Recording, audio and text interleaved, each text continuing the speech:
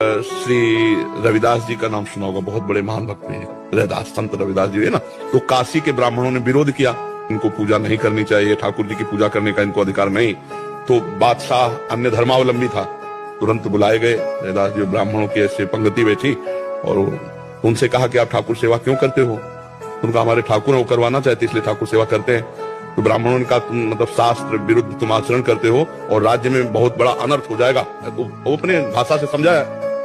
तो उन्होंने कहा हमारे ठाकुर जी जब चाहते हैं तो हम ठाकुर सेवा करते हैं, अगर वो मना कर दें तो मैं कभी सेवा ना करूं। बोले अब उनकी नजर में तो विग्रह हैं, तो ठाकुर जी कैसे? बोले तुम्हारी बात समझ में कैसे आएगी कि तुम्हारे लिए ठाकुर जी राजी है सेवा के लिए? बोले वहां दूर सिंहासन रख दो और तुम मंत्रों से बुलाओ और हम ऐसे बुलाएंगे, अगर हमारी गोद में आ जाए तो जान लेना ठाकुर जी सेवा। तो जो ठाकुर रविदास जी के थे वो सिंहासन में से दूर रखे गए, उन्होंने शुरू किया मंत्र, कुछ नहीं, और भाव में भरकर कहा प्रभु जी ही ऐसे कहा तो सिंहासन ऐसे जैसे उड़ के आए ना, छाती से लग कर तुम अन्यथा कर तुम भगवान।